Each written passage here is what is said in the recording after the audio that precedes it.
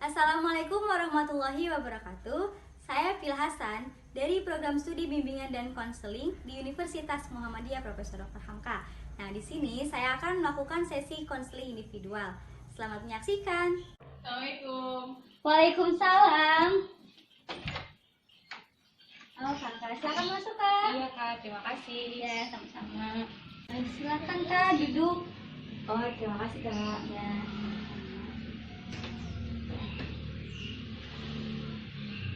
Bagaimana, Kak? Apakah posisi duduknya sudah nyaman? Sudah Kak.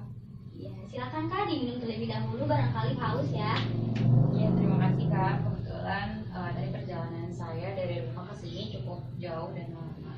Saya minum dulu ya Kak. Iya, silakan minum dulu. Terima kasih Kak. Ya, sama-sama. Memangnya kakak ini alamatnya dari mana ya?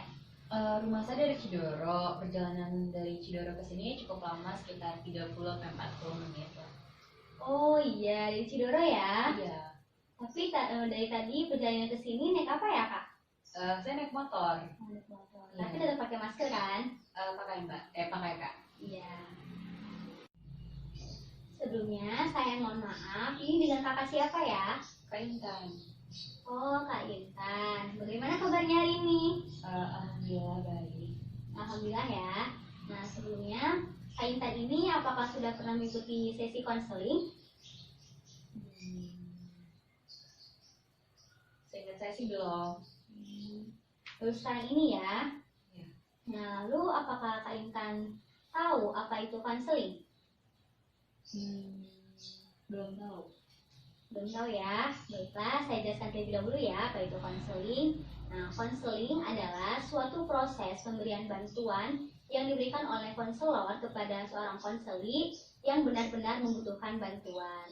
Nah, tujuannya yaitu untuk mengentaskan permasalahan pribadi konseli dan untuk memandirikan klien ataupun konseli tersebut. Nah, nanti jika Kak Intan memiliki permasalahan yang sama, bisa diselesaikan secara mandiri gitu kan. Sampai di sini apakah dapat dipahami atau ada yang ditanyakan, Kak? Belum sih. Belum ya. Alhamdulillah ya jika Intan ini sudah paham. Jadi begini, sebelum kita masuk ke proses konseling, saya jelaskan terlebih dahulu ya apa itu proses konseling. Nah, sebelumnya saya berterima kasih kepada Kak Intan ini karena telah mendatangi saya ya. Nah, di dalam proses konseling ini ada hubungan profesional. Jadi izinkan saya untuk memperkenalkan terlebih dahulu. Perkenalkan, nama saya Pila Hasan, mahasiswi bimbingan konseling semester 5 di Universitas Muhammadiyah Profesor Dr. Hamka. Nah, dalam proses konseling ini terdapat 5 asas. Yang pertama yaitu asas kerahasiaan. Nah, asas ini yaitu asas yang paling penting dan yang paling utama. Jadi permasalahan Intan yang diceritakan kepada saya, jadi hanya Intan dan saya saja yang tahu. Jadi sudah pasti terjaga kerahasiaannya. Nah, apakah Intan sudah percaya kepada saya? Ya. Baiklah, sudah percaya ya. Iya. Nah, yang kedua yaitu asas kesukarelaan. Jadi Intan datang kemari atas keinginannya sendiri atau secara sukarela tanpa adanya paksaan dari siapapun. Nah, ketika Intan sudah percaya kepada saya harapkan Intan bisa menceritakan segala permasalahannya. Nah, yang ketiga yaitu asas keterbukaan. Jadi Intan tidak perlu ragu, tidak perlu malu, dan diharapkan terbuka dalam menyampaikan permasalahannya. Nah, yang keempat yaitu asas kekinian. Jadi konseling ini dilakukan untuk mengentaskan permasalahannya konseli atau permasalahannya Intan sendiri. Nah, yang kelima yaitu asas penormatifan. Jadi kita harus mengikuti aturan yang berlaku seperti saling mendengarkan dan tidak boleh memotong pembicaraan. Kemudian biasanya waktu yang saya berikan yaitu 30 sampai 45 menit dalam setiap satu sesi pertemuan. Nah, jika memang membutuhkan konseling lanjutan lebih lanjut, kita akan melakukannya di lain waktu. Sebelumnya Kak izin bertanya, nanti jika waktu pada saat saya konsultasi melebihi dari batas waktu yang ditentukan, itu bagaimana Kak?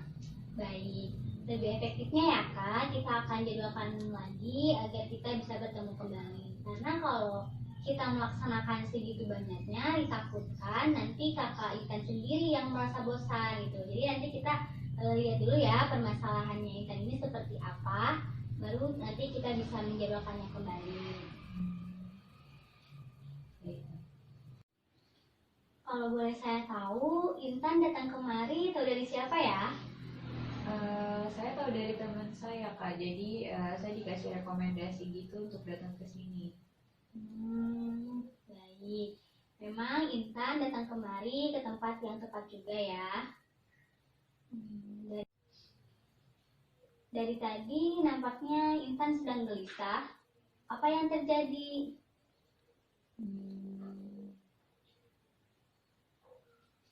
Tidak apa-apa jika memang belum bisa menceritakan permasalahannya. Coba Intan relax dulu, lebih santai lagi gitu kan, biar nanti bisa sedikit demi sedikit menceritakan permasalahannya.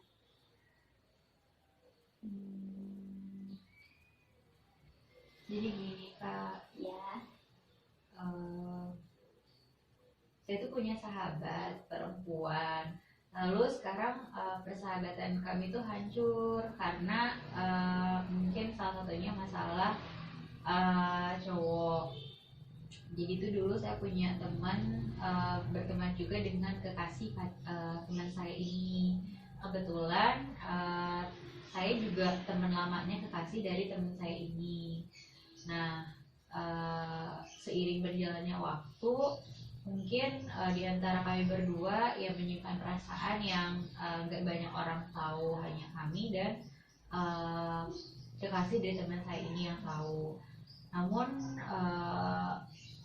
saya melihat dari perspektif kedepannya, ya saya nggak mungkin untuk bersama dengan dia karena mungkin kita memang sudah berteman lama.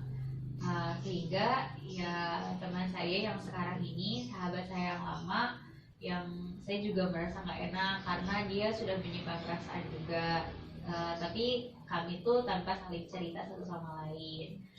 Akhirnya ya saya merelakan mereka berdua untuk menjadi seorang pasangan. Baik, jadi permasalahan Intan ini persahabatannya yang renggang ya? Iya. Nah, apa yang terjadi sehingga persahabatannya Intan ini renggang?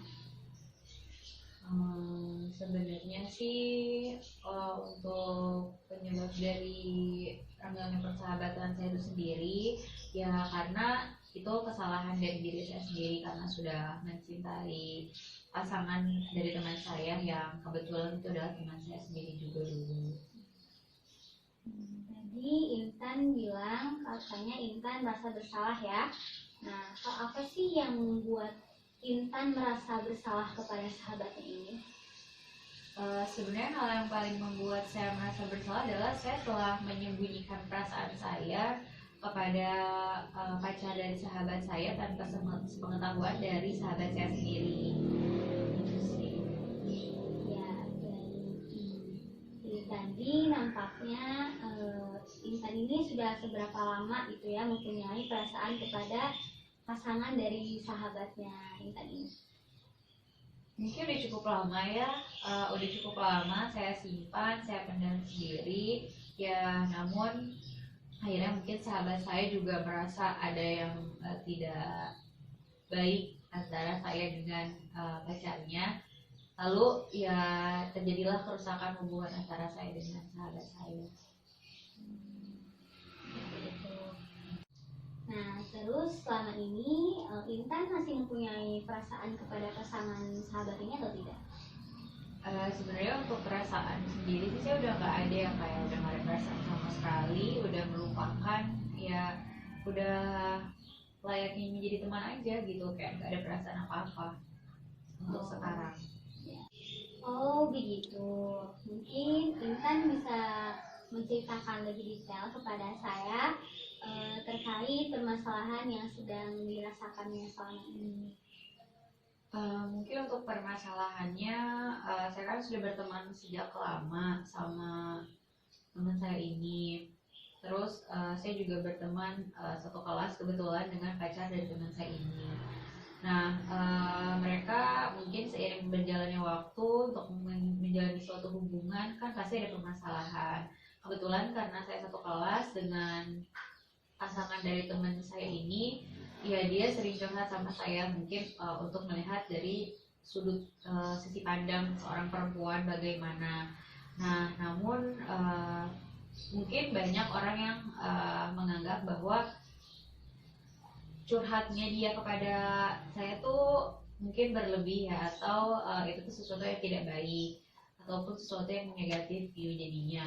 Jadi teman saya ini ya mengalami suatu mungkin sindrom kecemburuan ya Kak. Jadi saya juga bingung sebenarnya, saya tidak bisa menjelaskan seperti apa karena pasangan dari teman saya sendiri juga ya agak-agak sensitif. Lalu dia juga, saya juga tahu sendiri kan karena dia sahabat saya sendiri juga.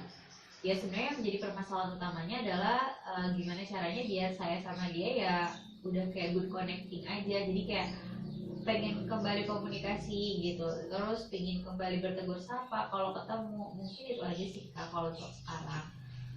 Caranya tuh lebih kayak ke gimana gitu, atau ya gitu untuk ngomong kembali. Saya juga merasakan ya apa yang Intan rasakan. Sebelumnya terima kasih karena Intan sudah bersedia bercerita kepada saya. Nah, sebelumnya sudah berapa lama sih Intan sama sahabatnya ini tidak saling bertegur sapa? Kurang lebih mungkin sekitar 2 tahun ya Kak, udah lama banget. Saya udah sebenarnya untuk berteman dengan dia sendiri udah lama, tapi dari jarak untuk tidak bertegur sapa sampai sekarang mungkin 2 tahunan ada. Sudah lumayan lama ya Kak? Iya. Terus karena sekarang persahabatan kamu yang sedang kurang baik ini, apakah kemana-mana kamu suka sendiri atau ada teman lain? Sebenarnya sih untuk sahabat sendiri sih masih ada sahabat yang lain Kak, tapi ya dia juga termasuk salah satu sahabat saya. Saya cukup merasa kehilangan karena ya dia tidak bisa menemani saya seperti dulu lagi. Nah, apakah ada dampak dari persahabatan kamu yang sedang renggang ini? Dampaknya sih ada sama kehidupan saya sehari-hari. Ya saya jadi merasa gak enak sama dia, terus jadi kepikiran terus. Ya mungkin agak sedikit hampir menuju ke stres kali ya, karena lingkungan sekitar kan jadi kayak melihat saya juga sesuatu yang no banget gitu, kayak apa sih orang ketiga untuk seorang sahabat gitu. Ya mungkin itu aja sih, kayak jadi tekanan gitu sama sayanya. Ya jadi efeknya ya cukup fatal sih ke kehidupan sehari-hari saya, dari mulai ke akademik, kegiatan sehari-hari kayak tidur, makan, itu juga terus. Baik. Lalu dari dampak psikologis kamu itu bagaimana cara yang kamu sudah lakukan gitu ketika mendengar respon dari lingkungan sekitar seperti itu? Sebenarnya belum banyak yang saya lakukan sama diri saya sendiri, tapi ya untuk saat ini untuk mengobati ataupun membantu saya secara fisik gitu ya, psikologis, maaf maksudnya, ya saya merasa ya saya harus bahagia aja menghadapi ini semua gitu. Nah, sejauh ini hal apa yang membuat Intan ini bisa bertegur sapa kembali kepada sahabatnya ini, atau rencana apa yang sudah dilakukan seperti itu? Untuk saat ini sih mungkin usaha yang saya lakukan ya, saya berusaha untuk mengajak dia mengobrol atau berbicara kepada saya. Lalu saya berusaha untuk mengkontak dia lewat sosial media. Ya tentu saja responnya sama sih Kak. Lalu mungkin baru itu aja sih ya. Saya juga ada minta bantuan sama teman saya juga untuk membantu agar teman saya bisa bersikap baik terhadap saya. Tapi Oh begitu. Jadi tadi kan Intan bilang ya, karena belum ada respon sama sekali dari sahabat Intan ini. Memang ya, saya juga bisa merasakan apa yang Intan rasakan ini mungkin cukup berat ya, antara membohongi perasaannya sendiri kepada sahabatnya, dan bagaimana sih ya gimana caranya gitu agar hubungan persahabatan kalian itu tetap baik gitu kan. Kak, sebenarnya saya ini cukup khawatir ya, persahabatan saya sama sahabat saya gimana nasibnya gitu. Saya nggak mau ya sampai putus lah ya persahabatan saya sama sahabat saya. Kedepannya ya saya harus gimana? Saya juga cukup bingung, Kak. Nampaknya Intan sama sahabatnya ini sudah sangat dekat sekali ya. Iya, dekat banget. Nah, jadi rencana apa lagi yang akan Intan lakukan untuk bisa bertegur sapa kembali dengan sahabatnya ini? Mungkin kedepannya saya juga nggak tahu Kak harus ngapain ya, tapi saya berusaha untuk tidak menyerah lah, untuk mencoba menghubungi dia. Mungkin itu. Begitu. Ya, saran saya, Intan ini terus berusaha untuk menyapa sahabat ini duluan gitu kan, tanpa memikirkan responnya nanti gitu ya. Lalu kapan akan Intan lakukan gitu?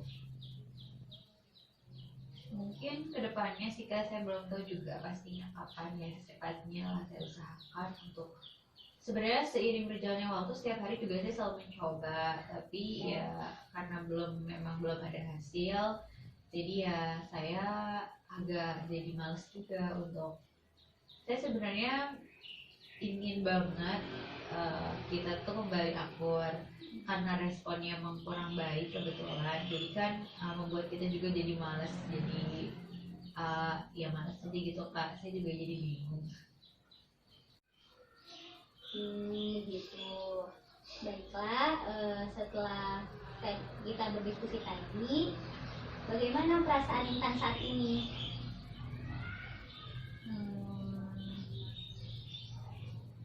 Merasa agak baikan sih, ada sedikit membaik. Alhamdulillah ya, jika sudah lebih tenang dan lebih sedikit plong. Selanjutnya, apakah ada yang ingin dibicarakan lagi?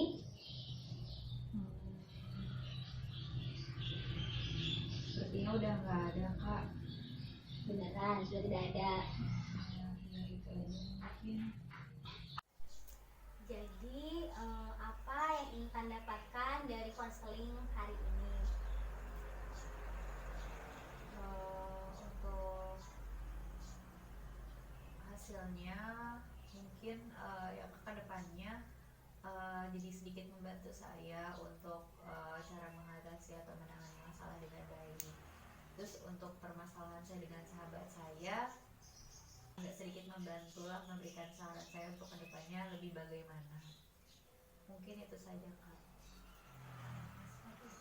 Begitu juga saya berterima kasih kepada Kak Intan karena sudah berusaha terbuka dalam menyampaikan permasalahan dan juga mandiri ya dalam sesi konseling kali ini. Saya juga mengucapkan terima kasih Kak. Ya, sama-sama Intan. Dan Intan ini sudah luar biasa hebat ya, karena sudah bisa menyadari apa yang seharusnya ditinggalkan dalam diri Intan dan apa yang menjadi hambatan dalam diri Intan. Ya, setidaknya ada yang berubah ya dari diri kakak, yaitu bisa lebih tenang, lebih plong lagi gitu kan. Udah kayak agak sedikit fresh ya. Dan juga bisa dilakukan ya solusi yang tadi. Apakah kakak bersedia? Bersedia Kak. Baik. Baik, kita simpulkan ya. Jadi permasalahan Intan ini persahabatannya yang renggang dan bagaimana caranya bisa membangun komunikasi yang baik tadi dengan sahabat ini ya. Nah, dan Intan juga memiliki rencana-rencana yang akan Intan lakukan. Selanjutnya, kapan kita akan bertemu lagi untuk mengevaluasi rencana-rencana yang Intan telah lakukan? Mungkin minggu depan Kak, di waktu dan jam yang sama. Baik, jadi minggu depan kita akan bertemu kembali ya di hari Jumat jam 9 sampai jam 9.45. Ya. Baik Kak, di sini saya mempunyai kontrak. Silakan dibaca terlebih dahulu isi kontraknya. Jika Intan setuju dengan isi kontraknya, Intan bisa langsung tanda tangan. Tetapi jika Intan ada yang kurang setuju, kita diskusikan lagi untuk merubah isi kontraknya. Saya setuju Kak. Baik, jika Intan setuju, langsung saja tanda tangan isi kontraknya.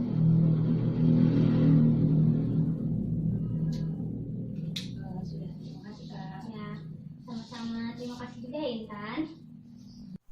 Alhamdulillah, terima kasih ya Kak karena sudah melakukan konseling hari ini dan alhamdulillah juga kegiatan kita ini berjalan dengan lancar. Semoga solusi yang kita temukan tadi bisa efektif ya untuk menyelesaikan permasalahan Kakak. Saya juga berterima kasih ya Kak sudah membantu saya, memberikan solusi juga buat saya. Semoga hubungan saya dengan sahabat saya ke depannya bisa lebih baik. Amin, amin ya Kak. Baiklah Kak, kita tutup saja ya konseling hari ini. Dan saya juga mengucapkan terima kasih kepada Kakak karena Kak Intan ini sudah berusaha menceritakan semua permasalahannya dengan terbuka dan dengan jujur ya. Juga minta maaf ya Kak kepada Kak Intan apabila saya ada salah kata, ucap maupun perilaku saya. Saya juga terima kasih banyak ya Kak karena sudah memberikan saran buat saya. Terima kasih juga atas bimbingannya. Ya, sama-sama ya Kak. Sebelumnya silakan diminum terlebih dahulu ya. Takutnya haus kan? Gitu. Oh iya, makasih Kak. Ya, Saya minum ya. Iya, silakan. Ibu juga nggak apa-apa Kak? Selamat jalan, makasih Kak. Sebelumnya saya izin pamit ya Kak ya, karena perjalanan dari sini ke rumah saya cukup jauh. Ya. Terima kasih banyak juga sudah memberikan saya masukan selama tadi. Iya, sama-sama ya Kak. Permisi ya Kak. Iya, sama-sama. Kita saya antar.